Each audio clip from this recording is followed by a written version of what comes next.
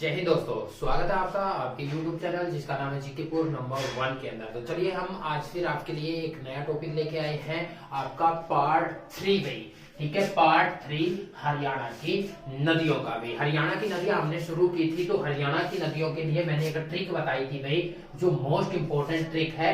Trick क्या है? तो वो है या मटर गच से भाई। या मटर गच से उत्तरी अपवाह तंत्र की जितनी भी नदियां आ जाती हैं वो सारी की सारी इसी में है। या से हमारे बना था यमुना नदी भाई। या से कौन सी बनी? यमुना नदी। मैं से मारकंडा नदी भाई। मैं से मारकंडा नदी। ऐसे टांगरी नदी भाई। ऐसे कौन सी आ गई? टांगरी नदी। रैसे राक्षी नदी भाई। रैसे कौन सी आ गई? राक्षी। गैसे गग्गर नदी भाई। गैसे कौन सी आ गई? गग्गर। चैसे चेतंग नदी भाई। चैसे कौन सी आ गई? चेतंग नदी। और सैसे सरस्वती नदी भाई। सैसे कौन सी आ गई? सरस्वती नदी। तो ये उत्तरी अपवाह तंत्र जो हरियाणा के उत्तर से हरियाणा में प्रवेश करके सिंचित करती है, तो ये सारी की सारी नदियां क्या है? उत्तरी अपवाह तंत्र की नदियां आ जाती हैं। इनमें हम यमुना नदी कर चुके हैं, गग्गर नदी पूर्ण रूप से कर चुके हैं। एक एक क्वेश्चन जो पूछे जाते हैं वो हर एक क्वेश्चन हम कर चुके हैं बिल्कुल गहराई से। आज हमारा तीसरा पार्ट है, तो आज तीसरे पार्ट में हम सबसे पहले लेने वाले हैं हमारी कौन सी नदी भाई? मारकंडा नदी भाई। मारकंडा नदी शुरू करने से पहले अगर आप हमारे चैनल पर नए हो तो चैनल को सब्सक्राइब कर लें, लाइक कर दें, शेयर कर दें और बेल आइकन वाला बटन दबा दें ताकि नोटिफिकेशन आप तक सबसे पहले पहुंचती रहे। चलिए मारकंडा नदी को शुरू करते हैं। मारकंडा नदी में पहला एक क्वेश्चन पूछा जाएगा, उद्गम स्थल भाई। उद्गम स्थल किसको बोलते हैं? जहां से कोई नदी निकलती है। तो हमारी जो मारकंडा नदी है ये भाई, ये स्थान, ये मां, यहां से पकड़ लो पहला शब्द मां। और मां किसको बोलते हैं? हम धरती को। हम किसको बोलते हैं? धरती को भाई। धरती धर की पहाड़ियों से भाई। कहां से निकलती है? धरती धर की पहाड़ियों से जो निकलती है मां किसको बोलते हैं? धरती को। तो धरती धर की पहाड़ियों से ये यहां स्थान है धरती धर पे। धरती धर की पहाड़ियों से ऐसे निकलेगी और ये हमारे यहां पर आकर ऐसे चलेगी और ऐसे चलने के बाद यहां पे जो हमारी क्या भाई एक नदी आती है जिसका नाम है गग्गर नदी भाई। गग्गर नदी में मिल जाती है। ठीक है, ये नदी तो कौन सी है? गग्गर नदी। और ये नदी कौन सी है? मारकंडा। कौन सी नदी है? मारकंडा। तो क्वेश्चन कैसे पूछा जाएगा कि उद्गम स्थल कहां पर है, कहां से ये निकलती है? निकलती है धरती धर की पहाड़ियां। लेकिन एक और मैंने बताया था, यमुना को छोड़कर, सिर्फ यमुना को छोड़कर बाकी सारी की सारी, ये तो प्रॉपर स्थान है। और सिंपल अगर पूछा जाए तो शिवालिक की पहाड़ियों से भाई। कहां से निकलती है? शिवालिक की पहाड़ियों से हमारी मारकंडा नदी निकलती है। शिवालिक की पहाड़ियों से हमारी क्या निकलती है? मारकंडा नदी। इसके बाद क्वेश्चन पूछा जाएगा, इसका पुराना नाम भाई। इसका जो पुराना नाम है वो क्या है? इसे किस पुराने नाम से जानते हैं? तो इसको भाई अरुणा नदी भाई। इसका पुराना नाम अगर आपसे पूछ ले तो कौन सा है? तो इसका पुराना नाम आ जाता है अरुणा। इसके बाद पूछेगा सहायक नदी भाई।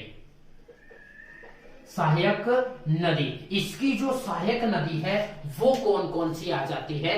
तो सहायक नदी में टांगरी नदी, रण नदी और नकटी नदी में।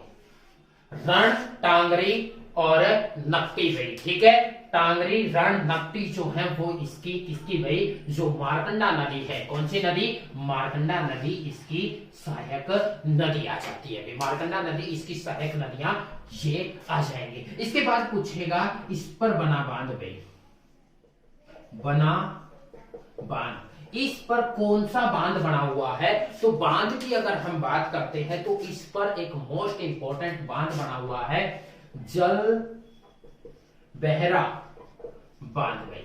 कौन सा बांध भाई? जल बहरा बांध भाई। कौन सा बांध है? जल बहरा बांध। और ये जो जल बहरा बांध है पड़ता कहां पर है? कुरुक्षेत्र में भी। पड़ता कहां पर है? कुरुक्षेत्र। याद कैसे करोगे? तो याद करने का अच्छा तरीका क्या है कि मार यानी कि मारकाट जब मचती है तो बहुत से लोग बहरे हो जाते हैं, उनके कान कट जाते हैं, ठीक है, गूंगे बहरे हो जाते हैं। और जो मारकाट मची थी वो सबसे पहले हरियाणा में कहां पर मची थी? कुरुक्षेत्र, महाभारत के युद्ध में गई, ठीक है। कुरुक्षेत्र में मारकाट मची जिसकी वजह से बहरे लोग हो गए थे। तो ऐसे याद कर सकते हैं। तो जल बहरा बांध आ गया। इसके बाद अगला क्वेश्चन जो पूछा जाता है वो जो मारकंडा नदी है उससे संबंधित मोस्ट इंपोर्टेंट क्या आएगा कि हरियाणा में प्रवेश गई। इसका जो हरियाणा में प्रवेश है वो कहां पर होता है? तो ये निकली कहां से? धरती धर की पहाड़ियों से। धरती धर की पहाड़ियों से निकली और ये स्थान, इस स्थान पर आकर गई। कौन सा स्थान? ये स्थान पर आकर, ये क्या है? ये जो स्थान है वो क्या है भाई? तो इस स्थान को बोलते हैं काला अंब भाई, ठीक है। काला अंब में हरियाणा में प्रवेश करती है। तो यह नदी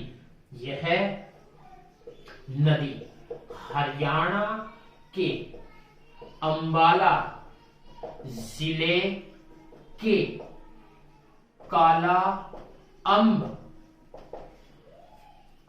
नामक स्थान पर प्रवेश करती है। कहां पर प्रवेश करती है? काला अंब नामक स्थान पर ये प्रवेश करती है। ये है काला अंब भाई। इंपॉर्टेंट बात क्या आ जाती है? इंपॉर्टेंट बात ये आ जाती है काला अंब क्षेत्र पूछे तो वो तो है मारकंडा नदी से संबंधित अंबाला के अंदर भाई। अंबाला के अंदर जहां मारकंडा नदी प्रवेश करती है। लेकिन काला अंब किससे संबंधित है? तो काला अंब किससे संबंधित है ये क्वेश्चन अगर आपसे पूछ लिया जाए तो ये है 14 जनवरी 1761 से संबंधित। 14 जनवरी सन 1761 से संबंधित, क्योंकि इस दिन क्या हुआ था? पानीपत का तीसरा युद्ध हुआ था।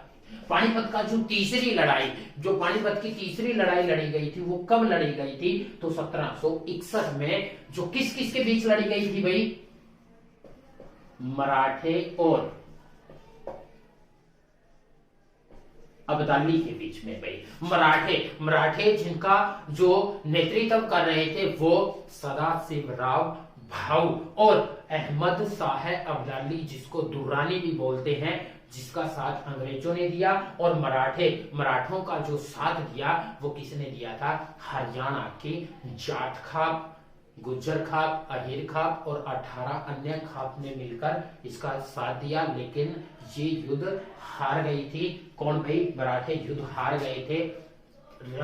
हार का कारण क्या था कि ये गोरेला युद्ध पद्धति से संपन्न थे भाई। ये गोरेला युद्ध पद्धति जानते थे, ये इस वजह से हार गए। ये गोरेला युद्ध पद्धति क्या होती है कि छिपकर लड़ने वाली पद्धति, पहले छिपकर लड़ने वाली पद्धति से लड़ा जाता था। तो इस वजह से ये हार गए थे, ठीक है। तो काला अंब क्षेत्र पूछे तो क्षेत्र या काला अंब किससे संबंधित है? तो काला अंब पानीपत की तीसरी लड़ाई से संबंधित है। क्यों है? क्योंकि यहां पर इतना खून बहा था कि एक आम का पेड़ था और वो आम का पेड़ पूरा का पूरा खून से बाद में काला हो गया था। इस वजह से उस क्षेत्र को क्या कहा जाता है? काला अंब। और काला अंब का अब वर्तमान में नाम क्या रख दिया गया है? वार हीरोज ऑफ हरियाणा भाई। War heroes place of Haryana, वो किसको बोला जाता है? काला अंब पानीपत में है भाई, ठीक है। अगला क्वेश्चन भाई, यहां आई तो यहां आने के बाद यह नदी किस किस में बहती है? तो यह नदी भाई, जो यह नदी हरियाणा के अंबाला अंबाला और कुरुक्षेत्र में, अंबाला और कुरुक्षेत्र में बहती है। सिर्फ 2 जिलों में ये बहती है। ये अंबाला में प्रवेश करती है, अंबाला से कुरुक्षेत्र में चली जाती है और कुरुक्षेत्र में जाकर यह नदी कुरुक्षेत्र के पहेवा, कुरुक्षेत्र के पहेवा के अरुणाए गांव में, कौन सा गांव? अरुणाए गांव के पास जाकर सनीशा बांध, जो कौन सी नदी पर है? गग्गर नदी पर में मिल जाती है।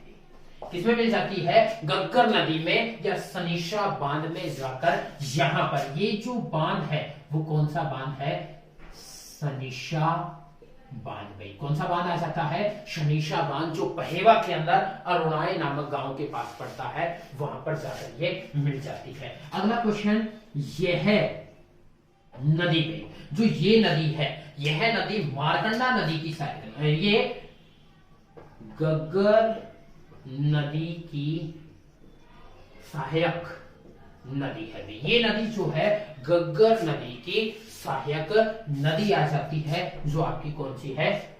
मारकंडा नदी। और इस नदी में, इस नदी में टांगरी नदी पे, इस नदी में टांगरी नदी मुलाना में नामक स्थान पर मिलती है। इस नदी में टांगरी जो नदी आ जाती है वो कहां पर मिलती है? तो वो मुलाना नामक स्थान पर आकर मिल जाती है। मुलाना नामक स्थान पर आकर, और मुलाना मोस्ट इंपोर्टेंट है, पड़ता कहां पर है? अंबाला में भी। पड़ता कहां पर है ये? अंबाला में। और यहां पर मैंने बताया था कि यहां पर एक यूनिवर्सिटी है, यहां पर एक यूनिवर्सिटी है, और ये जो यूनिवर्सिटी आ जाती है, इस नदी का नाम है महर्षि मार्कंडेश्वर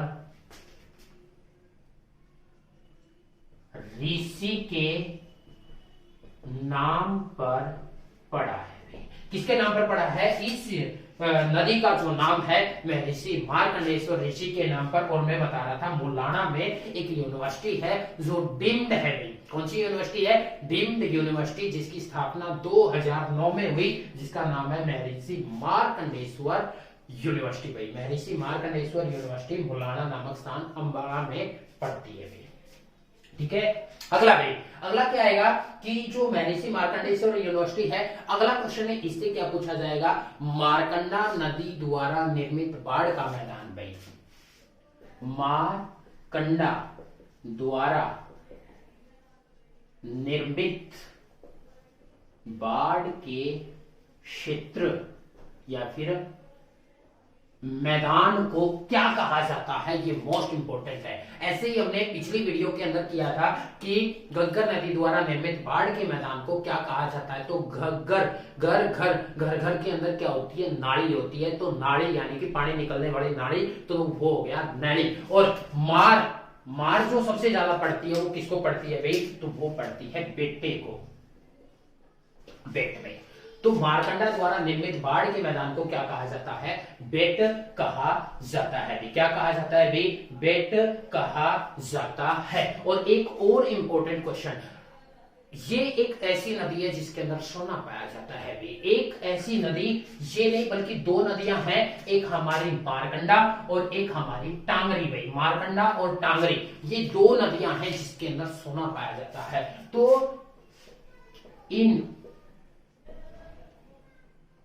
नदियों में भी 0.30 ग्राम से 1 ग्राम तक में सोना पाया जाता है। कितना सोना पाया जाता है? 0.30 ग्राम, 30 ग्राम से लेकर 1 ग्राम तक सोना पाया जाता है। और कितने में?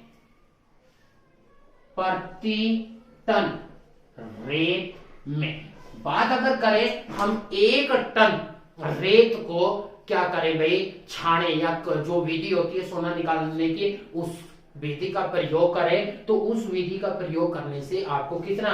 0.30 ग्राम से 1 ग्राम तक सोना मिल सकता है। किसमें? मारकंडा और टांगरी नदी के अंदर पे। हरियाणा की यही 2 नदियां हैं जिसके अंदर क्या पाया जाता है? सोना पाया जाता है भाई। तो ये नदी आ जाती है हमारी, कौन सी नदी भाई? मारकंडा नदी। ये नदी कौन सी आ जाती है? मारकंडा नदी। अगली नदी भाई, अगली नदी जो आ जाती है वो हमारी कौन सी आएगी? तो वो आ जाएगी टांगरी नदी भाई। अगली नदी कौन सी आ जाती है? टांगरी नदी। टांगरी नदी को भी, और सरस्वती नदी मोस्ट इंपोर्टेंट है, उसको हम बिल्कुल गहराइयों से इसके बाद करने वाले हैं भाई, जो मोस्ट इंपोर्टेंट रहेगी। ठीक है, तो टांगरी नदी उद्गम स्थल पे, इसका जो उद्गम स्थल पूछते हैं, जो उद्गम स्थल है वो कहां से होता है, ये क्वेश्चन पूछा जाता है। तो नॉर्मल मैंने बताया था, अगर किसी भी नदी का यमुना नदी को छोड़कर बाकी सारी की सारी नदियां कहां से निकलती हैं? शिवालिक की पहाड़ियों से भी। कहां से निकलती हैं? शिवालिक। लेकिन प्रॉपर स्थान अगर पूछ लिया जाए तो वो है पंचकुला की मोरनी की पहाड़ियों से भी। पंचकुला के अंदर कौन सी पहाड़ियां पड़ती हैं? ये स्थान पे, ये स्थान है मोरनी की पहाड़ियां। किसकी पहाड़ियां? मोरनी की पहाड़ियां भाई। मोरनी की जो पहाड़ियां हैं ये मोस्ट इंपोर्टेंट है। अगर हमारे हरियाणा में क्वेश्चन पूछा जाए कि हरियाणा की सबसे ऊंची पहाड़ियां कौन सी हैं, तो सबसे ऊंची पहाड़ियां हरियाणा की कौन सी आ जाती हैं? मोरनी की पहाड़ियां। हरियाणा में सबसे ऊंची पहाड़ियां मोरनी की, और इसकी सबसे ऊंची चोटी भाई, इसकी जो सबसे ऊंची चोटी आ जाती है वो कौन सी है? तो इसकी सबसे ऊंची चोटी है क्रोहो भाई। 1499 मीटर भी HSSC ने पूछ लिया है, और कई जगह 1500 मीटर भी आ जाता है। कितनी आ जाता है? 1500 मीटर। ये हमारी आ जाती है क्रोहो नामक चोटी। हाँ, ये तो है हरियाणा की सबसे ऊंची चोटी। भारत की सबसे ऊंची चोटी कौन सी है भाई? तो भारत की सबसे ऊंची चोटी अगर पूछा जाए तो वो है काराकोरम भाई। काराकोरम की पहाड़ियों में स्थित जो K2 भाई, कौन सी आ जाती है? K2 गॉडविन ऑस्टिन भाई, गॉडविन ऑस्टिन। और हिमालय की सबसे ऊंची चोटी भारत में कौन सी है? तो वो है कंचनजंगा भाई। कौन सी आ जाती है? कंचनजंगा। ये तो हम उत्तरी भारत की बात कर रहे हैं, लेकिन दक्षिणी भारत की सबसे ऊंची चोटी कौन सी है? तो वो आपकी कौन सी आ जाएगी? अनुमुदी भाई। अनुमुदी जो तमिलनाडु के अंदर नीलगिरी की पहाड़ियों में, अन्नामलाई की पहाड़ियों में पड़ती है, तो वो है अनुमुदी। और दूसरी दक्षिणी भारत की सबसे ऊंची चोटी कौन सी आ जाएगी? डोडा बेडा भाई, डोडा बेडा, जो दक्षिण की नीलगिरी की पहाड़ियों में ही पड़ती है भाई। ठीक है, तो ये हरियाणा की आ गई। इसके बाद टांगरी नदी से और क्वेश्चन क्या पूछेंगे? सहायक नदियां में, इसकी जो सहायक नदियां हैं वो कौन कौन सी है? तो वो कौन कौन सी आ जाती है? बलियाली और आमरी में। बलियाली और आमरी जो नदी है, बलियाली नदी, आमरी नदी। खास बात क्या है? बलियाली नदी भी पंचकुला की मोरनी की पहाड़ियों से ही निकलती है, और आमरी नदी रादौर से गई, रादौर के पास से गई। कहां से निकलती है? रादौर के पास से जो निकलती है वो है आमरी नदी। ठीक है, तो ये दोनों नदियां किसकी सहायक नदियां हैं?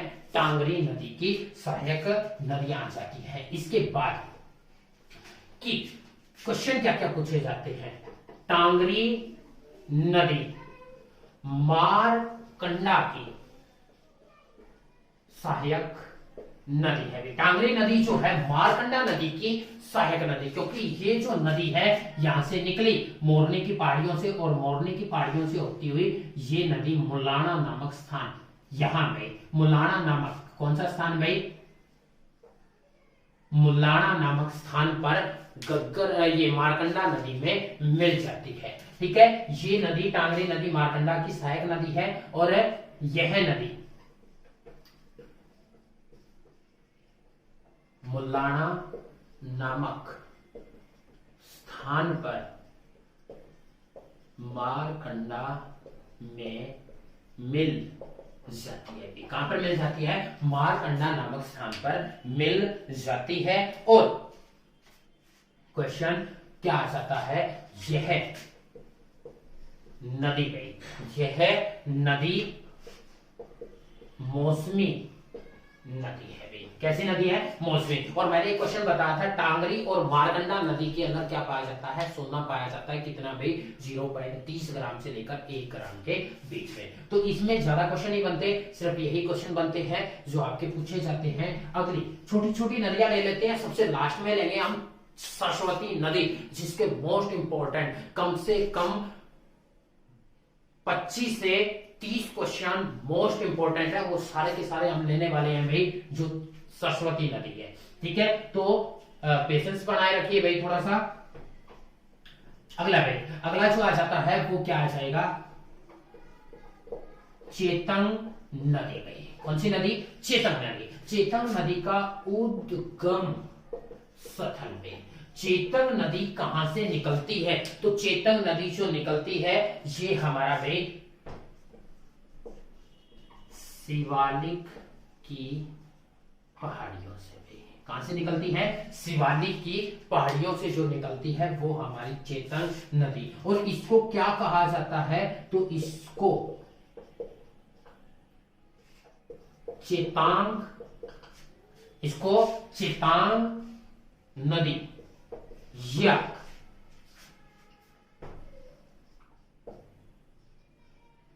दृश्यवंती नदी भी बोला जाता है। इसका उपनाम क्या है? चेतांग नदी या दृश्यवंती नदी भी इसको बोला जाता है। अब पूछेगा सहायक नदी भाई। क्या भाई? सहायक नदी। ये जो है किसकी सहायक नदी है? तो ये सॉरी, इसकी सहायक नदी कौन सी है? तो राक्षी नदी भाई। इसकी सहायक नदी कौन सी आ जाती है? राक्षी नदी जो आ जाती है इसकी क्या है? सहायक नदी आ जाती है। ये दरअसल कहां से निकलती थी? तो ये हमारी यहां क्या आ जाता है भाई? शिवालिक की पहाड़ियां यहां से निकलकर, और ये बताया जाता है कि सरस्वती नदी के कभी समानांतर बहा करती थी भाई। सरस्वती नदी के समानांतर ये बहती थी। तो ये इसकी सहायक नदी राक्षी नदी है। तो यह नदी किसी समय में सरस्वती नदी के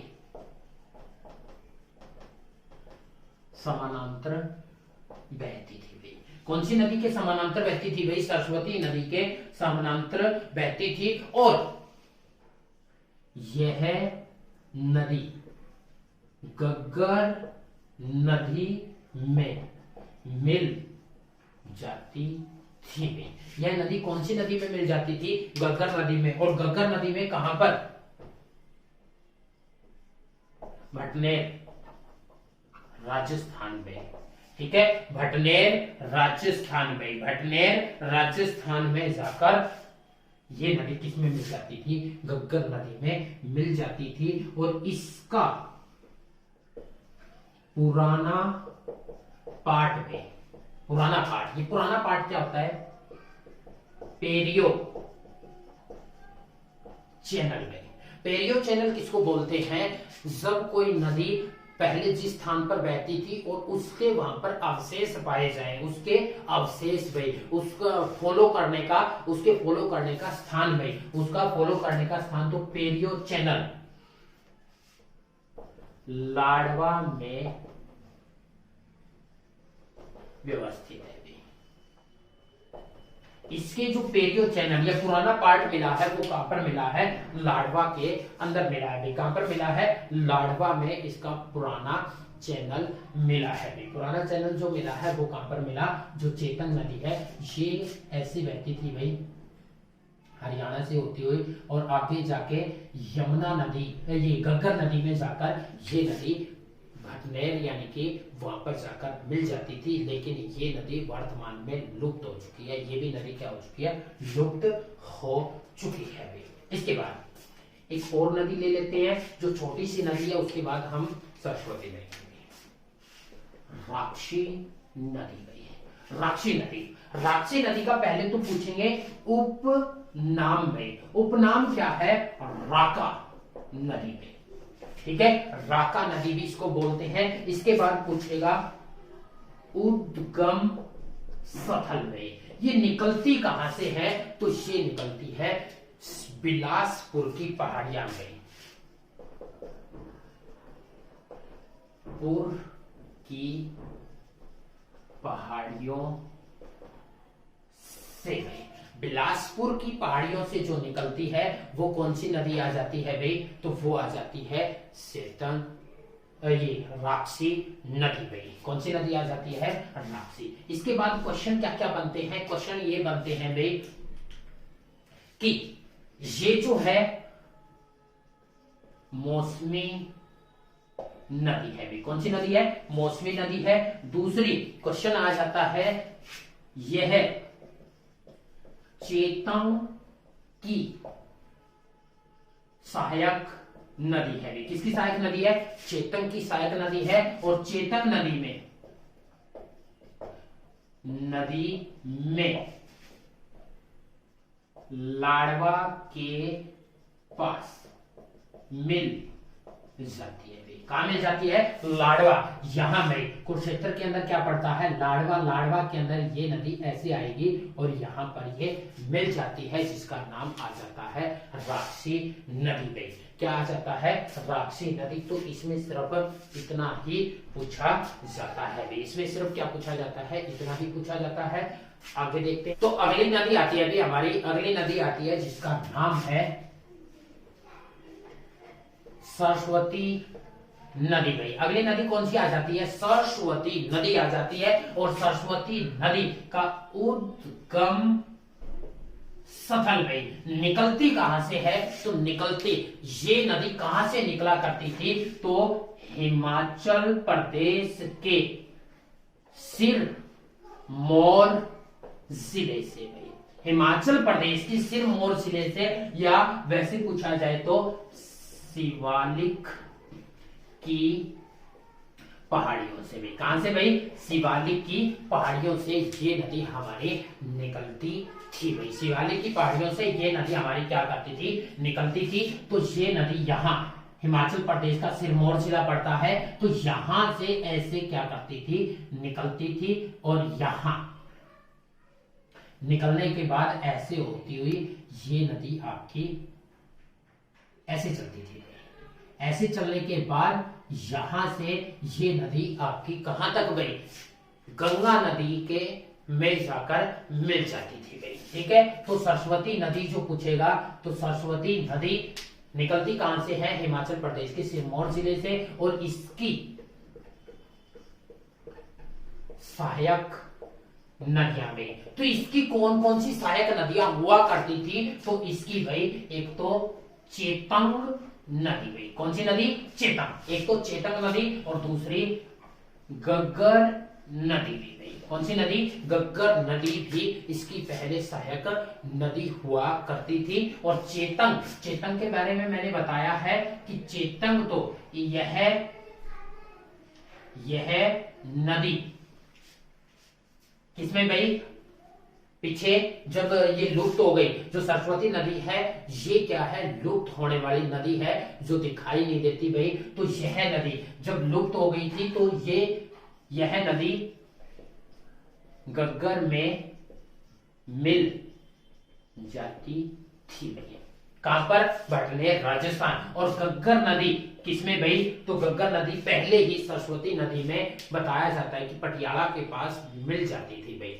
ये बात की बात है, ठीक है। अब क्वेश्चन देख लेते हैं हम क्या क्या पूछे जाते हैं। जो सरस्वती नदी से पहले देख लेते हैं जितने भी पुराने क्वेश्चन बनते हैं। तो यह नदी हरियाणा की सबसे पवित्र और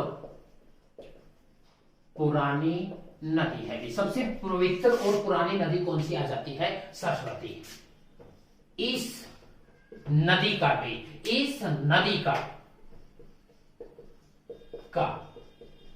ऋग वेद में, हमारे वेद कितने हैं? तो हमारे वेदों की संख्या है 4 वेद। वेद कितने हैं? तो वेद आ जाते हैं 4। वेदांग कितने हैं? तो वेदांगों की संख्या आ जाती है 6। पुराण कितने हैं? तो पुराणों की संख्या आ जाती है 18 वेद। और महाभारत का युद्ध भी कितने दिन चला भाई? 18 ही दिन चला। और कितने योद्धा बचे थे महाभारत के युद्ध में? तो वो भी योद्धा बचे थे 18 वेद। योद्धा कितने बचे थे? 18 ही बचे थे। तो ऋग्वेद में, तो इस नदी का वर्णन का ऋग्वेद में वर्णन कितनी बार किया गया है? तो इस नदी का जो वर्णन है ऋग्वेद में 250 बार भाई। ऋग्वेद में इसका जो वर्णन मिलता है भाई वो कितनी बार मिलता है? 250 बार भाई, 250 बार। इसके बाद अगला जो क्वेश्चन पूछा जाता है, इस नदी के किनारे भाई, इस नदी के किनारे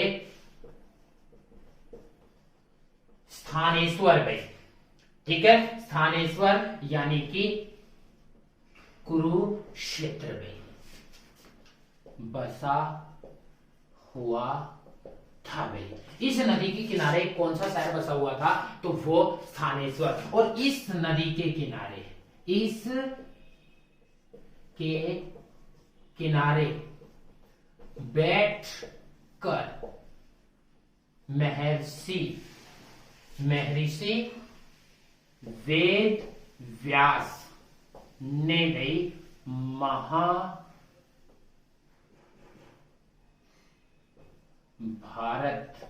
की रचना की है। इस नदी के किनारे बैठकर महर्षि वेद व्यास जियों के द्वारा किसकी रचना की गई? महाभारत की। महाभारत की रचना की गई। और इंपॉर्टेंट क्वेश्चन और क्या बनता है कि यह नदी यमुना नगर के आदि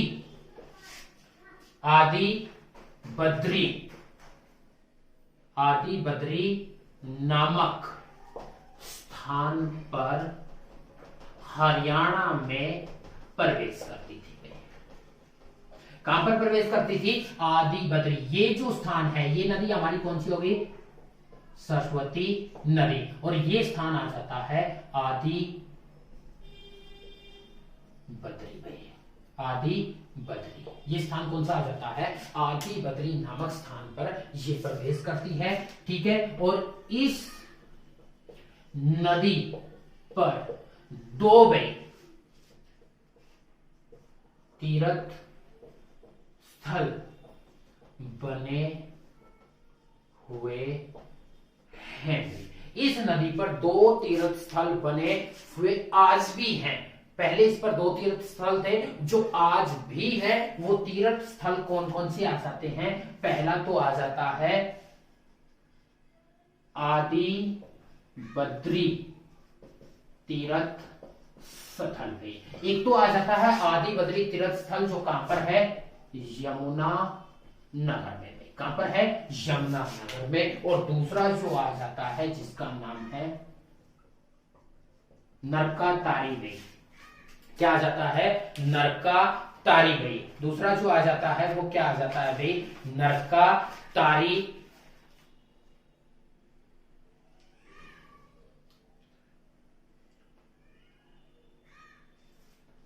पहला जो आ जाता है वो आ जाता है आदि बद्री तीर्थ स्थल। और दूसरा जो आ जाता है भाई वो नरका तारी भाई। नरका तारी या ए नरक तीर्थ भाई, जो कहां पर है? कुरुक्षेत्र में भाई, जो कहां पर आ जाता है, कुरुक्षेत्र में। तो इस पर 2 तीर्थ स्थल बड़े हुए हैं भाई। इसके बाद चलते हैं इसके मॉडर्न क्वेश्चनों पर, और मॉडर्न क्वेश्चनों पर क्या क्या क्वेश्चन पूछे जाते हैं कि सरस्वती नदी के अवशेष भाई, तो इस नदी के अवशेष भाई, जो अवशेष हैं वो कहां पर मिले भाई, तो इस नदी के अवशेष जो मिले तो मुगलावली गांव में मिले भाई। इस नदी के अवशेष कहां पर मिले, मुगलावली गांव, जो कहां पर पड़ता है, यमुना नगर में भाई। इस नदी के अवशेष जो मिले वो मुगलावली नदी के अंदर, मुगलावली नामक गांव के अंदर मिले। कब भाई, 2015 में भाई। कब मिले, 2015 में। और इसकी पुष्टि है लोकल चैनल में द्वारा की गई थी। इसकी पुष्टि लोकल चैनल द्वारा की गई थी कि यहाँ पर क्या मिले हैं, मुगलावली गांव में इसके अवशेष मिले हैं। फिर जैसे इसके अवशेष मिले तो उस समय कौन सी सरकार थी, तो 2015 में बीजेपी सरकार के द्वारा भी, बीजेपी सरकार के द्वारा एक बोर्ड की स्थापना की गई। ये क्या किया गया, बोर्ड की स्थापना की गई जिसका नाम रखा गया सरस्वती संरक्षण बोर्ड में। एक बोर्ड की स्थापना की गई जिसका नाम रखा गया सरस्वती संरक्षण बोर्ड। और सरस्वती संरक्षण बोर्ड की जो स्थापना की गई भाई, वो कब की गई, तो वो 21 अप्रैल 2015 को हुई। 21 अप्रैल 2015 को सरस्वती संरक्षण बोर्ड की स्थापना की गई। और इसमें क्या कहा गया भाई कि हम सरस्वती नदी को दोबारा से जीवित करेंगे भाई। क्या करेंगे, पुनर्जीवित करेंगे, यानी कि हम सरस्वती नदी को दोबारा से हरियाणा के अंदर बहाएंगे। वो जो था उसके लिए क्या बनाया गया, सरस्वती संरक्षण बोर्ड, जिसका हेडक्वार्टर में, हेडक्वार्टर पिपली कुरुक्षेत्र में बनाया गया भाई। हेडक्वार्टर कहां बनाया गया, पिपली कुरुक्षेत्र में। और इसके अध्यक्ष कौन रहेंगे, सीएम भाई। इसके अध्यक्ष जो रहेंगे वो कौन रहेंगे, सीएम। और उपाध्यक्ष भाई, उपाध्यक्ष भाई, तो उपाध्यक्ष किसको बनाया गया, प्रशांत भारद्वाज को भाई। किसको बनाया गया,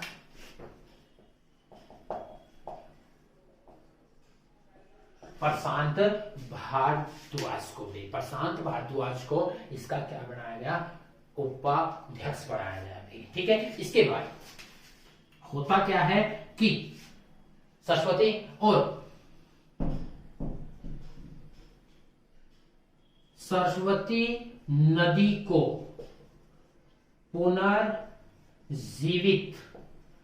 करने की घोषणा में, सरस्वती नदी को पुनर्जीवित करने की घोषणा किसके द्वारा की गई, तो वो की गई थी उस समय तत्कालीन जो स्पीकर थे, तत्कालीन बीजेपी के या उस सरकार के स्पीकर 2015 में, तो वो थे वर्तमान में जो हमारे शिक्षा जो शिक्षा के आ जाते हैं, मंत्री आ जाते हैं, जिनका नाम है कंवरपाल सिंह गुर्जर थे। कंवरपाल सिंह गुर्जर के द्वारा इसकी घोषणा की गई थी कि हम क्या करेंगे, सरस्वती नदी को पुनर्जीवित करेंगे भाई। और इस नदी को पुनर्जीवित करने की शुरुआत भाई कहां से की गई, इस नदी को पुनर्जीवित करने की जो शुरुआत है वो कहां से की गई, रोहेला हेड़ी गांव भाई, रोहिला हेड़ी गांव जो पड़ता है ये यमुनानगर में पड़ता है। यानी कि इसके जो पुनर्जीवित करने, सरस्वती नदी को पुनर्जीवित करने के लिए कहां से खुदाई, जो खोदने के लिए अब क्या किया गया कि कृत्रिम रूप से सरस्वती नदी बहाएंगे। कृत्रिम का मतलब होता है मानव निर्मित तरीके से नदी को बहाने की जो घोषणा की वो कंवरपाल सिंह गुर्जर ने की। और कहां से खुदाई स्टार्ट की गई, रोहिला हेड़ी गांव से खुदाई को क्या किया गया, शुरू किया गया। और ये रोहिला हेड़ी गांव कहां पड़ता है, यमुना नगर में पड़ता है भी। क्या पड़ता है, यमुना नगर में पड़ता है। अब क्वेश्चन, इस नदी का अंतिम खुदाई क्षेत्र में वो कौन सा है, कि ये यहां से, यहां रोहिला हेड़ी पड़ता है भाई यमुनानगर में, यहां से ये ऐसे करके इस नदी को बहाया जाएगा और कहां तक लेके जाया जाएगा, सिरसा तक। और सिरसा के बेगू गांव में, कौन सा गांव, बेगू गांव। और बेगू गांव कहां पड़ता है, सिरसा। तो अंतिम खुदाई क्षेत्र इसका कौन सा है, बेगू गांव पड़ता है। और बेगू गांव के अंदर इसकी अंतिम खुदाई की गई, यानी कि ये नदी खोद दी गई है भाई, ठीक है। और कृत्रिम रूप से इसके अंदर क्या किया जाएगा, अब एक जगह बांध बना के पानी को इकट्ठा किया जाएगा और इसको दोबारा से हरियाणा के अंदर बहाया जाएगा। अब दो और मोस्ट इंपोर्टेंट क्वेश्चन आ जाते हैं, हम यहां देख लेते हैं भाई, ठीक है। इस क्षेत्र में देख लेते हैं कि जैसे ये कार्य स्टार्ट हुआ तो क्या हो गई, रिसर्च स्टार्ट हो गई। और रिसर्च में क्या हुआ, 2017 में रिसर्च हुई भाई, 2017 में रिसर्च हुई। और 2017 में क्या रिसर्च हुई और क्या कहा गया कि ये जो है, जो ये खुदाई हुई थी या मुगलावाली गांव के अंदर जो पानी मिला है, इसके जो अवशेष हैं वो कौन सी नदी के हैं, तो सतलुज नदी के भाई। क्या कहा गया, 2017 में एक रिसर्च होती है और ये कहा जाता है कि ये जो मोगला वाले गांव के अंदर अवशेष मिले हैं ये किस नदी के हैं भाई, तो ये सतलुज नदी के हैं, ना कि सरस्वती नदी के भाई। लेकिन होता क्या है, 2019 में डीप रिसर्च होती है भाई। 2019 में क्या होती है, डीप रिसर्च होती है। और डीप रिसर्च में क्या होता है भाई, तो यहां पर क्या क्या मिलता है, डीप रिसर्च में क्या क्या मिलता है, व्हाइट एंड